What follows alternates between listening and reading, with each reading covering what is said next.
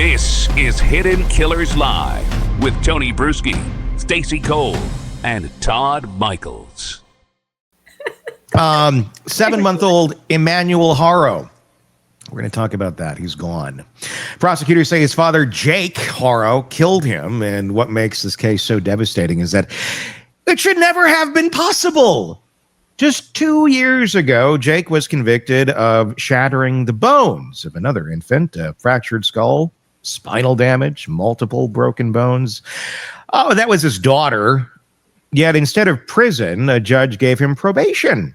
You know, like you do. I'm giving you a second chance, the judge said. That chance meant Jake went home free to father more children because he just couldn't stop.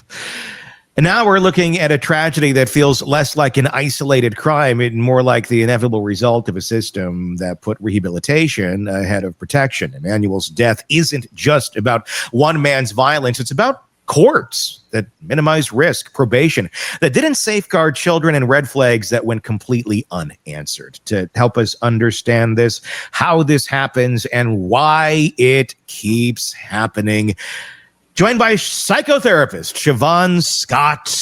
We're going to take a look at the psychology of abusers today, the psychology of partners who stay, and the psychology of a system that continues to undermine all the danger, all through the lens of a child who never should have been left vulnerable. Shavaun's latest book, Nightbird. This is her memoir, very much worth checking out. Also, The Minds of Mass Killers, available wherever books are sold. Shavaun, welcome as always to the program. Nice to see you. Yeah, you too. This has been such a troubling case from the beginning because you look at this and you go, okay, come on. There's 1,000 ways this could have been stopped. This judge here could have stepped in, could have said, hey, you know, the buck stops with me. I'm the judge. But no, he put him back out there. But the information that the judge was basing that decision on, the judge is not out there examining each one of these cases, going into these homes like the CPS workers kind of do. And I don't want to say do, I want to say kind of do, not because they don't want to, but because they don't have the resources to do their jobs effectively. So you get such half-assed reports and half-assed recollections of are these people safe? Are they not? I guess I want to go back even before the judge with you. How does something like this get to where it goes, especially when you heard this case? When you tie it way back to its genesis, where did it go, Shavaun? It's really hard to believe that we do such a poor job of taking care of kids in this country. But really, when we look back at the history of the country, we do a crappy job now. We've always done a crappy job. In the 1800s up into the early 1900s, we didn't even have laws that said parents could not harm their children. One of the first cases of a child abuse case that was brought to court in the U.S. was in 1874, and it was brought under an animal abuse law because there was no child abuse law to get a child taken away from the biological parents. So animals had more rights at first than children. Animals were protected under law with specific things you could not do to harm animals, but we didn't have laws about kids because it was just assumed that parents always mean well and parents will have the best interest of their kids in mind, and why do we need to worry about it? So have we made some progress? We've made some, but we still don't really do a very good job. We don't require that judges in family court have any specialized training in child abuse, in child psychology, and understanding addiction dynamics and you know, the kinds of things that result in such bad outcomes. Now, there are states that are trying to implement some rules about this to have judges better trained, but it's very piecemeal and fragmented. And for the most part, you have people that have maybe worked in the legal profession for decades and have a lot of experience with criminal cases, but that's not what we're talking about when we're talking about issues involving child safety. It's shocking that, I mean, all of this, at the end of the day, it's all about mental health for the most part, because if you had mentally healthy people, they wouldn't be killing their kids. They wouldn't be abusing their kids. These things wouldn't be going on. Yet we don't put any sort of weight onto the people who are out there patrolling this sort of stuff. Police don't have any sort of training for the most part in any sort of mental health understandings of any of the things that they walk into every single day. It's up to them if they want to study up on that. Other than that, it's just up to them to be, good, right individuals that are making the best judgment calls they can based on the knowledge that they have, and no judges having any sort of insight in this. And at the end of the day, it's all based on that. So we're entrusting people to make these life-changing decisions, but going, oh, are you remotely qualified? Do you have any experience in doing this? No. Oh, go make the choices. It's like, hey, we want you to go be the pastry chef, but we know you have an aversion to flour and have never baked a thing in your life. Go, please be the pastry chef. I'm sure you'll be wonderful at it. Yeah. And 50% of child fatalities, there's about 2,000 a year every year. We seem to be pretty consistent about that in the whole country. And 50% of the time, the family had prior CPS involvement from the time that the child was killed. So we're just not doing a very good job. And I think courts like to have concrete evidence. They like to say, well, here was the plan. We ordered,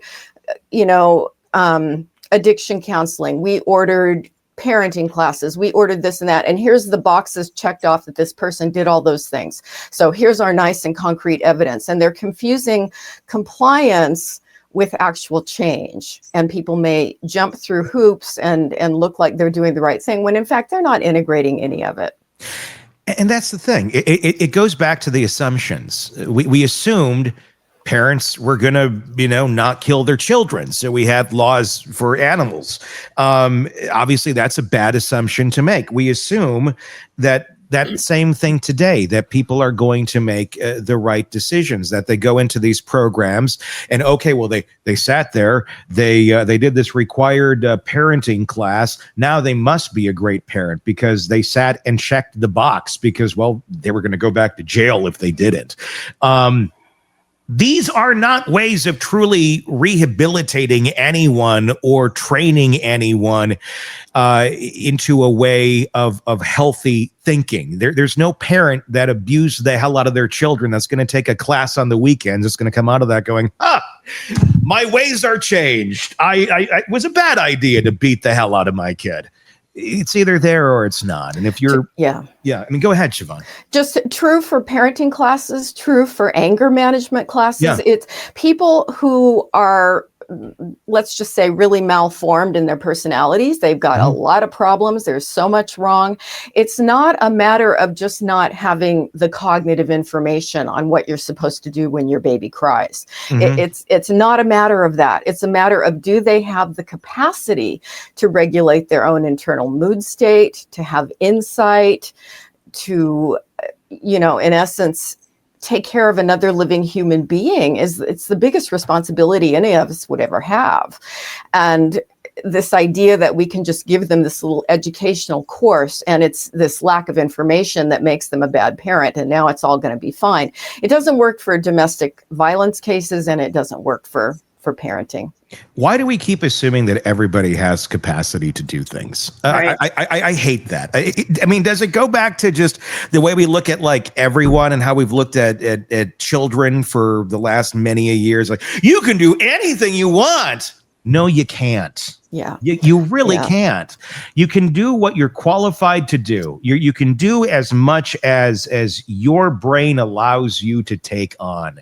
You cannot be anything you want. You cannot do anything you want. Sorry to burst the bubble, but that's just the reality. There are bounds within each one of us of what we're capable of doing. It's not saying we can't do great things within those bounds, but not everyone is capable of everything. And unfortunately, some people, the bar is just that low. They are not capable. They're barely capable of taking care of themselves if you look at their track record, like that of these two yahoos. And yet, it's like, well, they reproduced. He stuck his penis in her, and then goo came out, and a baby showed up. That must magically make them suddenly able to be really responsible parents. Let's just give them the benefit of the doubt and hope everything goes well. We assume that everyone has these capacities when they don't. Can we ever go maybe back to a time where we would look at folks to a certain extent and go, you don't have the capacity to do this? You don't. And we're not going to allow you to destroy another life or screw someone up so bad that once you're dead because you ended up killing yourself or hurting yourself or maiming yourself or getting yourself arrested, and now this person is just out there to repeat the cycle because they know no better. That seems to be how we function. Yeah, I think you hit it perfectly with the understanding that this positive thinking, right? This America is a country built on positive thinking. You can do anything, recreate yourself. And I mean, we all like to believe those things. But I remember one of the best classes early on in my grad school coursework, the teacher said, number one, I want you to thoroughly assess your client's capacity for change. And I remember writing that down and going, wow, the capacity, what really can this person do? And what are the realistic limits that they came into the world with here? And I think that's something that the US doesn't do a very good job of understanding, that you can't just give everybody information and a pep talk and accept that they're going to go out and be transformed. It's positive thinking, right? But it really only takes you so far. And there are people who shouldn't be raising puppies. Yeah, Stacey? 100% true. What I've noticed is a lot of people live their lives by memes. And while memes are fun, that doesn't make you a good parent, a good partner, a good employee. You have to do the work. You have to go through the process. You have to become something. You can't just post something on your refrigerator and go, I'm good. And I feel like that's what we're turning into. We spend time scrolling through TikTok and we see a 2-minute video on something and think, okay, well, I got that mastered. No, we don't. No, it's in everyday life. It's in real life that you actually have to do these things and practice them and try to be better every single day. It's just exhausting. Sorry, that was a little commentary on my part. Woo! There's a difference between positive thinking, or is there? And it probably depends on the society we're talking about. But I think in America, we have a very big crossover, and we sometimes don't recognize the difference between the two, but they are very different. Positive thinking and magical thinking. Yes. Want more on this case and others? Then press subscribe now and don't miss a moment of true crime coverage from Tony Brueski and the Hidden Killers podcast.